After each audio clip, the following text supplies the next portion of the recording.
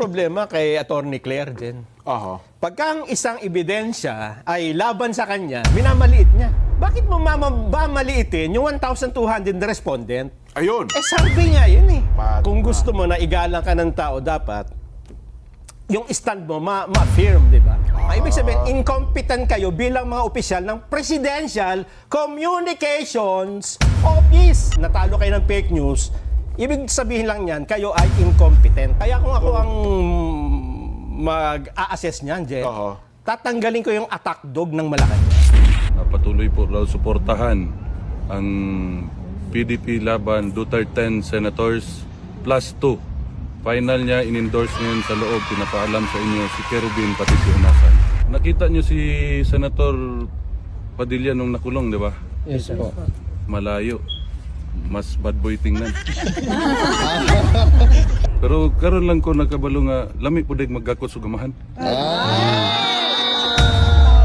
Pinagpapaliwanag ng Commission on Elections ang senatorial candidate na si Camille Villar dahil sa aligasyon ng World Party. Dadagan ang Balita News Update.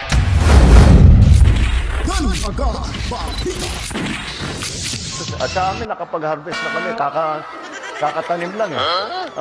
So, hindi, buti na lang yung timing. Hindi yung bago aanin, nakapag-ani na tayo. So, okay. It's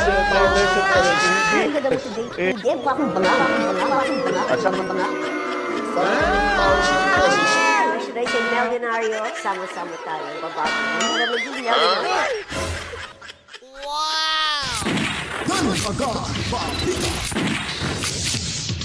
Alright, welcome back mga kabitan. Magandang buhay ho. Andito naman ho tayo nagbabalik para ho maglalahad ng mga panibagong reaksyon, opinyon at suhestyon sa ating mga nasagap at mga nakukuha mga impormasyon mula sa ating mga kasamahan sa social media, mga social media outlets at mga reliable na mga mainstream media, mga kabalita.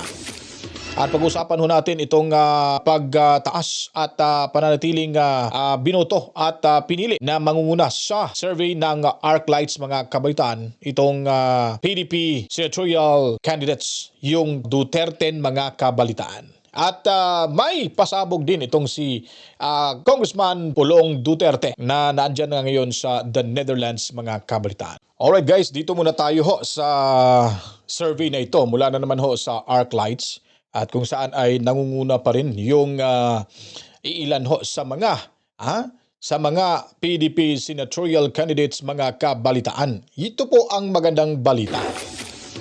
Kung sisilipin ho natin dito ngayon, ayon ho sa ArcLights, Senatorial Preferences Survey, 10th run, lumalabas ho sa kanilang survey ay nangunguna ho itong si Senator Bongo mga kabalitaan.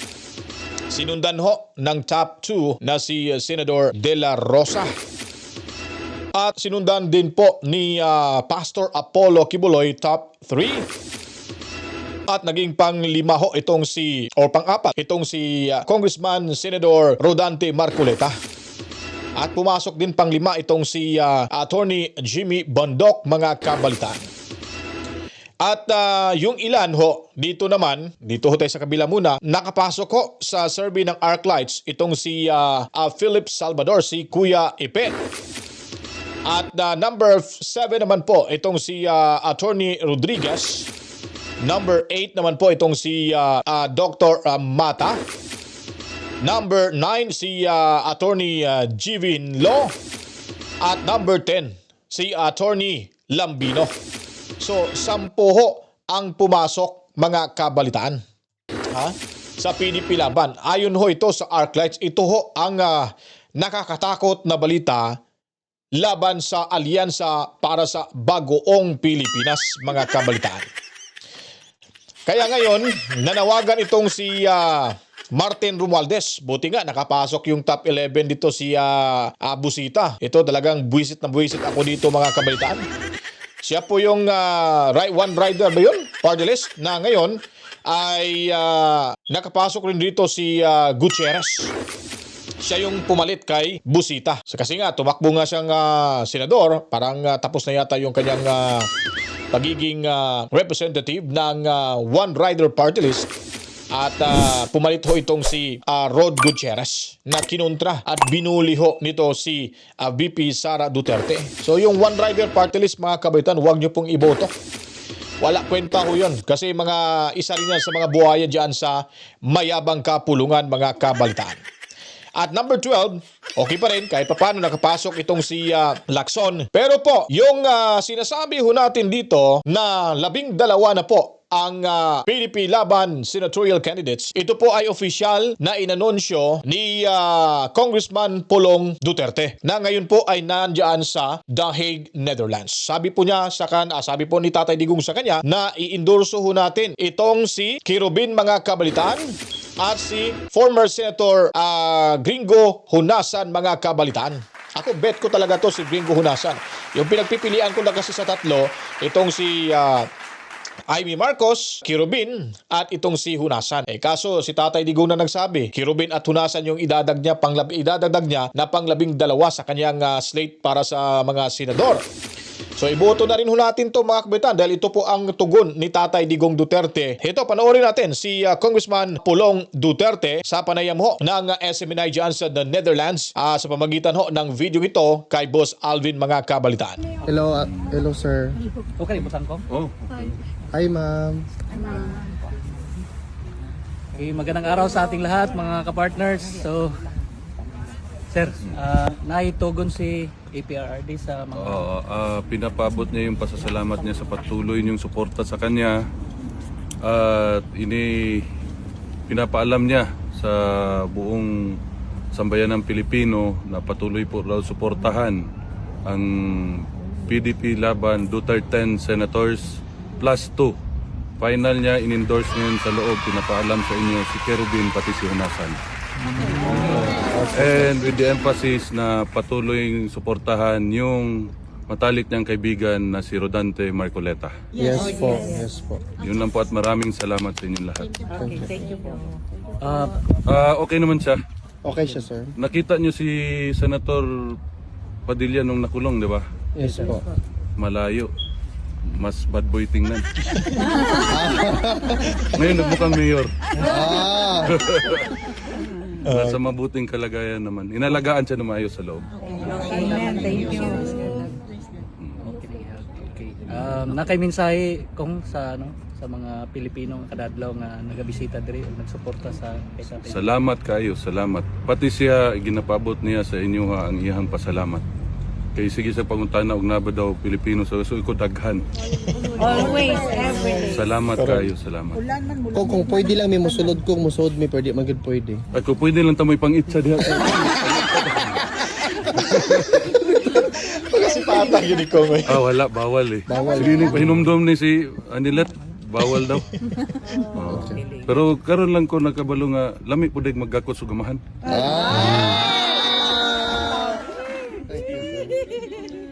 Nag-moments pa na sila. Sir, actually sir, in line with that sir, si VP po sa ingon niya sa nahitabo kang former president, the family is much more closer than before. Sir, do you share the same realization? Okay. Karon siguro sa kinabuhi nako ikalima pa lang namon ning gakos. Na-react na rin sir. Dili, kay gani siya, babae mo gusto niya. Mas got among gakos karon. Okay. With feelings sa gakos Pero okay man siya, gusto niya paibalo sa inyo na he is in good health. Nalipay po siya. Sige lang pakatok. Si Hanilet may seryoso, sige kuhan dito sa iyang check up siya na nairitan. Sige masahe sa tiil.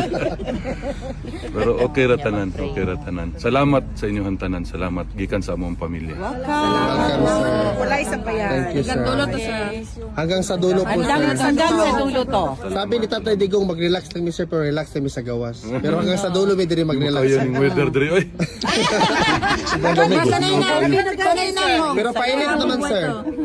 Painit naman karon so okay na sir. Sir, ang mga tao diri wala gi problema og na diri. Makaog, kape, tanan, tinapay. Istoryahin lang mi sir kasi gusto niya makaunon kay paluto na namo. Uy, maulaw ta. Kabalo mo kumluto. Sakto gyud ka ma'am na maulawon gyud isip ko. Wala na siya. Basta- gani iko ubanan ti ka dito kay maulo ba di siya taos dili kailangan ka mo atubang kay kuan. Ugani. Bulat Basta sila. sir, unsay gusto Kailan nimo? man dayon ko? Nagkalo-kalo pa.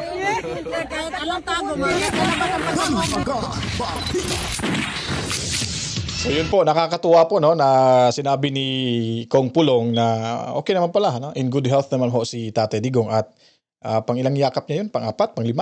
No? Tapos yung itong yakap na to ay napakahigpit daw mga kabalitan. At sabi ho dito kasi sadyang binasaya parang ito sa akin lang po ito Talagang sinadya yung magsalita ho sila ng Visayan dialect ko mga kabalitaan. Siguro pang-iinis lang to sa ibang mga mainstream media.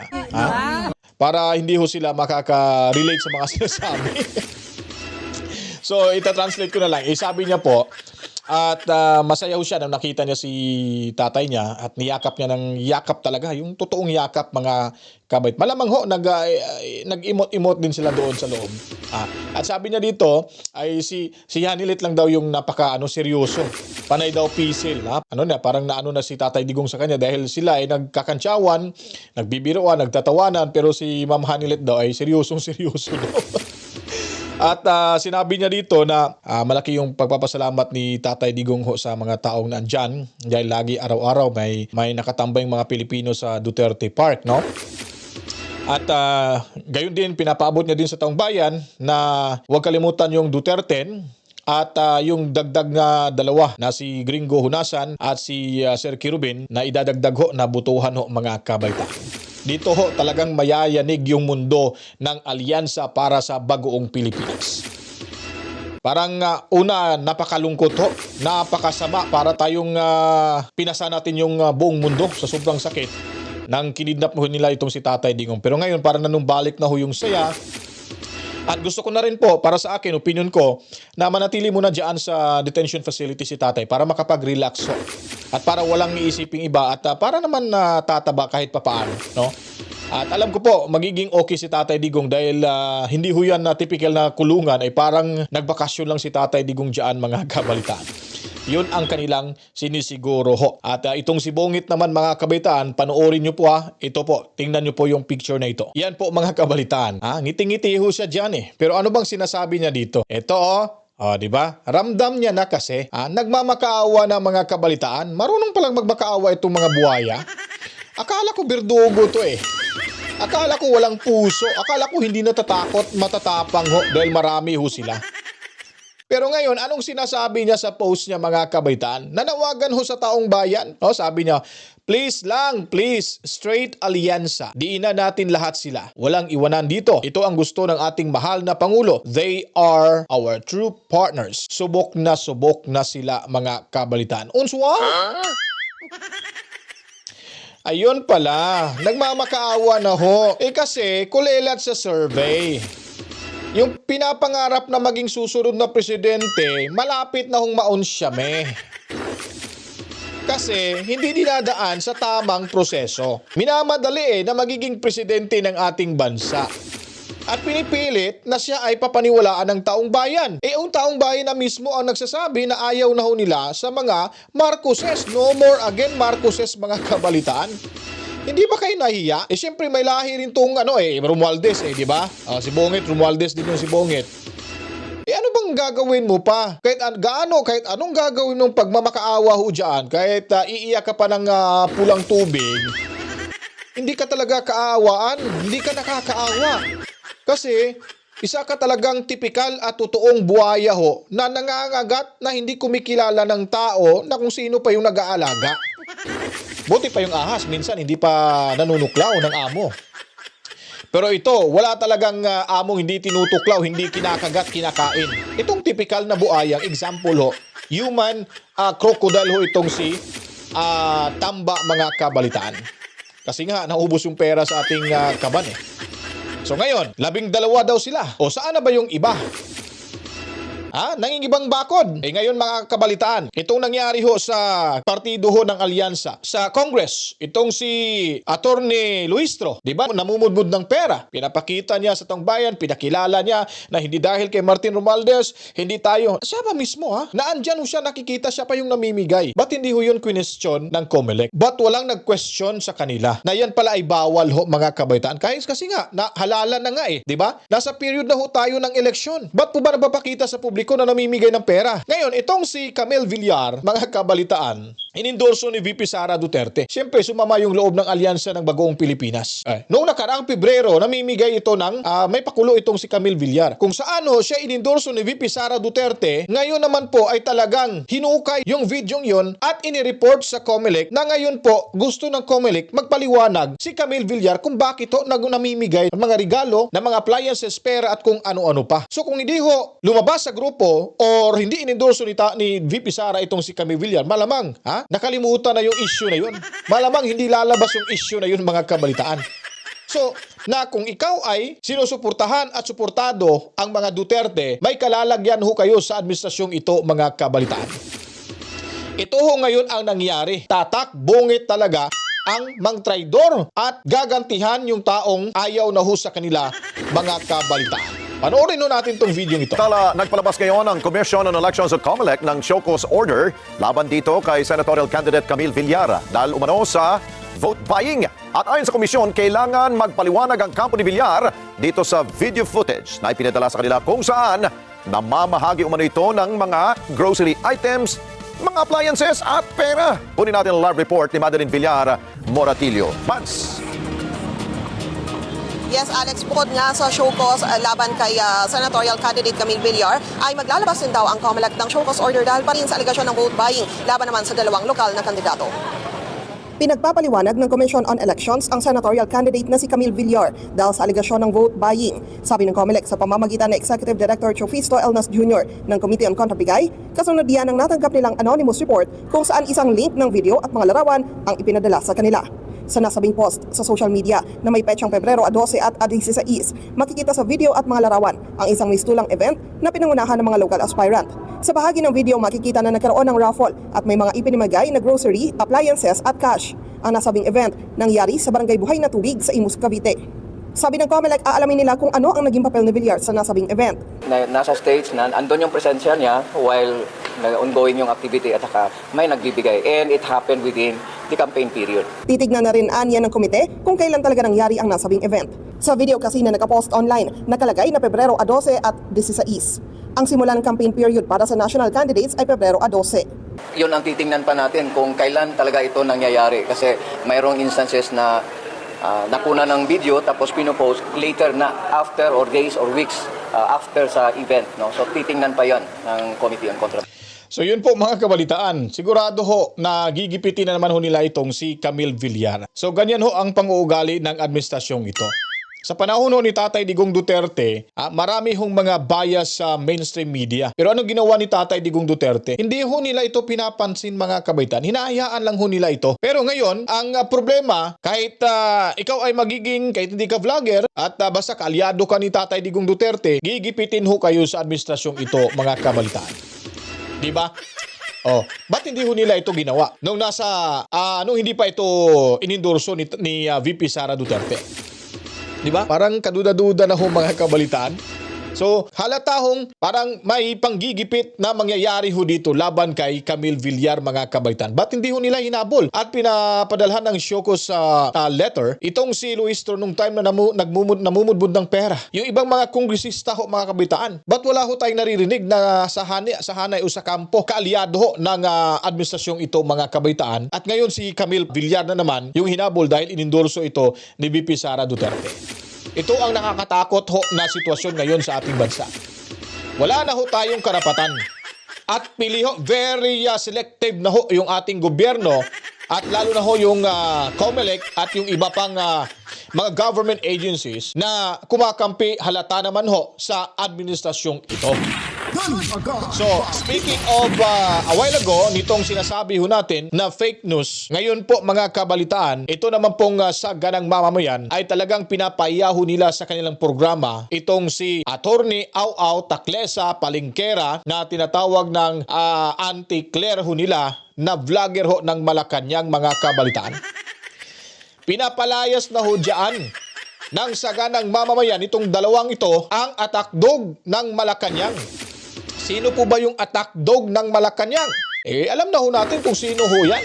Dahil nagkakaproblema ho sila, ayon pa sa dalawa, naging incompetent na ho ang Malacanang. Dahil sila ay naaapektuhan ho sa sinasabi ho nilang mga fake news peddlers. Wala naman silang magawa-gawa ho na tama. Ba't hindi na lang sila magfo-focus or gagawa ng hakbang para mapatunayan ho nila na hindi ho sila mga ngagbadin na walang direksyon ang administrasyong ito. Kaya gusto na ho ng dalawang ito papalayasin itong si Au Castro mga kabalitaan.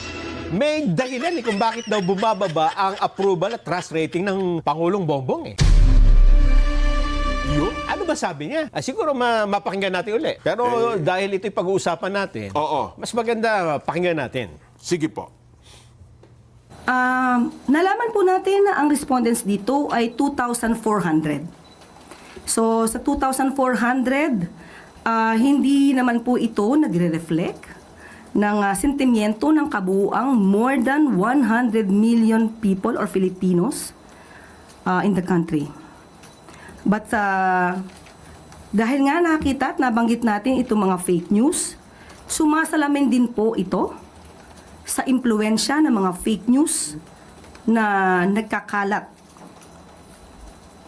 Katulad na sinabi, meron ng findings na nabanggit ang Reuters at ito ay galing sa isang Israel-based data intelligence firm or disinformation security firm. And I quote, "The level of coordinated disinformation seen in the Philippines." Para magsalita itong babaeng to, parang hindi abogada, no? Hindi marunong, hindi naman ako perfectionist. May pagkakamali din naman ho tayo pag nagbibigkas ho tayo, lalo na pag mabilis ho tayong magsalita. Pero ito, hindi na nga masyadong mabilis magsalita, pero yung mga salita ay kinakain at yung mga letra ay hindi masyadong mabibigkas ng tama.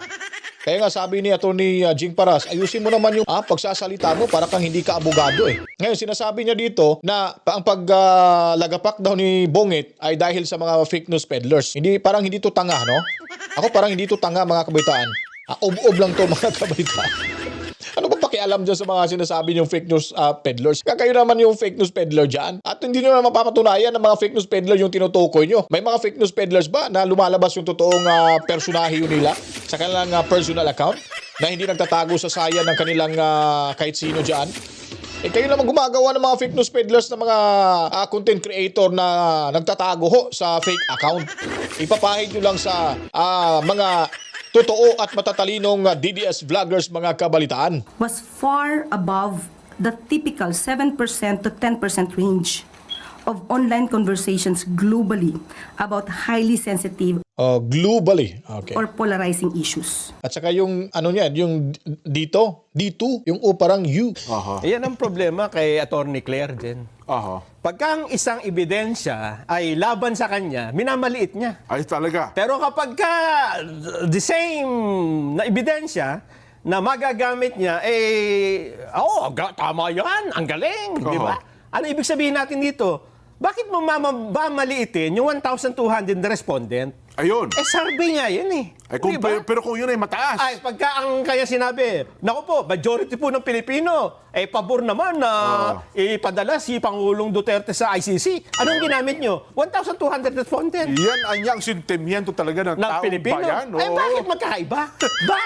Bakit? Anong tawag doon, Jen? Bakit salungat? Hindi, tsaka selective. Oo. Pagka-pabor sa inyo. Oo, tama. Maganda yung 1,200 respondent. Pagka hindi pabor, hindi yan ang Hindi yan ang sentimiento ng taong bayan. Ayan kontra-kontra. Ano sabi? Pagka kontra-kontra? Medyo may yun, di ba? Yun po ang Kasi kung mali dapat. Kung gusto mo na igalang ka ng tao, dapat yung stand mo ma-firm, di ba? Aha. Huwag mong sisirain yung ginamit mo na dating ebidensya. Aha. Tapos pagka hindi na pabor sa'yo, ay sasabi mo, ay hindi dapat ginagamit yan. Ayun. Mga ganyang survey. Oho. Yun lang di ba yung survey na sinasabi nilang dapat daw ma-impeach? Yun pa, Di ba? yun Si pa. BP Inday Sara, pabor. Ginamit din niya yun. Oo. Pero sinabi ba niya na, ay ito po ay hindi ito ang kumakatawan sa kabuuan ng Pilipinas. Yun. 1,200 lang po ang sinurvey dito eh. Oho. Bakit pag ngayon, kontra sa'yo, sasabihin mo, hindi naman yan, Oo. Diba? Anong tawag dun sa ganong tao? Hindi kasi, Nelson, ito naman ang punto niya. Masyadaan niya kasing naapektuhan ang Pangulo ng mga fake news. Di bale sana kung tama At least kung tama, medyo may batayan pa. Pero kung sumisiraan niya sa Pangulo, fake news, yun ang talagang nagiging dahilan kasi nagiging paulit-ulit niya sa social media ay napakalakas ng kampanya na para bagang pumapailan lang ang mga fake news laban sa Pangulong Bongbong. Kaya, naapektuhan niya ang trust sa approval rating ng Pangulo. Ibig sabihin, hindi nyo ginagawa yung trabaho ninyo. Ibig sabihin, incompetent kayo bilang mga opisyal ng Presidential Communications Office. Ayun. Kasi na-overthrow kayo ng Natatalo kayo ng peke. ng social media, ng mga citizens Samantalang all of the resources ng gobyerno, Oho. meron kayong TV, meron kayong social media, ang laki ng pondo ninyo, saan? Oho. Kung yan ang gagamitin mong batayan dahil natalo kayo ng fake news, ibig sabihin lang yan, kayo ay incompetent. Di ba sabi nga natin minsan talaga mahirap. Ang tama ay tama at ang mali ay mali. Ayun sinasabi Diba? ko. Sana Kailanman. aminin nyo na lang. Ang problema kasi sa kanila, Jen, ayaw nilang umamin ng pagkatalo di ba? Pilit mong itutuwid ang liko-liko, yung liko, gagawin, ang katwira mo, liko din Oho. Paano matutuwid yan? Kaya nga ang nagiging tampulo na lamang nila ngayon ng sisi, ang pagkalat ng fake news, kaya apektado ang approval at ang trust rating ng Pangulo. Ngayon, dapat siguro, gumawa naman kayo kontra fake news. Yan sinasabi natin. Diba? Oo, ang ginawa nyo kasi, puro kayo banat. Yun. Diba? Kung konting kibot ng isa, paupakan mo. gusto Konting kibot nakikipag-away isa, lagi. puro away. Oho. Anong nangyari sa tao? Ang tao kasi ayaw nung puro away. Oho. Diba? Tama. Dapat ipinakita nyo lang. Hindi, wag na natin pansin yan. Istorbo yan Tama. Ito po ang ginagawa namin ngayon. Doon tayo sa factual. Ang tao naman, pagka nakita nila, ay tao nga naman, na-realize, ay nga, tama naman pala Kaya kung ako ang mag-a-assess niyan, Jen, tatanggalin ko yung attack dog ng Malacanang. Kasi hindi nakatulong. So yun po mga kabalitan, napakasakit itong naging pahayag mga kabalitan. Nitong si Jen at si Nelson, pinapalayas na nila dyan sa Malacanang. Ang attack dog na naging dahilan na lumagapak sa survey itong si Bonget mga kabalitan. Kaya kung nagustuhan nyo po itong ating video presentation mga kabalitan, huwag nyo pong kalimutan patuloy lamang sa panonood at tumutok at tumambay sa ating munting bahay dahil tayo ay araw-araw po na maglalahad po ng mga panibago press kong opinion na makukuha natin sa ibang mga reliable na mga mainstream media mga kabalitan. At sa ating mga kasamahan sa ating mga kasamahan mula sa social media outlets natin, maraming salamat sa inyong walang sawang panunood. Kahit na tayo ay ginorgor, tuloy pa rin ang ating paglalahad ng mga impormasyon, mga kabalitan. Bago tayo magtapos, as usual pasasalamatan muna natin yung ating mga masugid na tagapanood lalo na yung ating mga moderators. Saludo tayo sa ating mga bagong bayarin nating bansa, overseas Filipino workers. Maraming salamat sa inyo. At sa ating mga kapatid na mga Muslim around the world, assalamualaikum sa inyong lahat. Mat salam mga kapatid. At lalo na saan mang lupalop ng ating mundo, Luzon, Visayas at Mindanao, basta may mga Pilipino, ang programang ito ay para sa ating lahat. To God be the glory. Wawa, chip, chip. Peace out.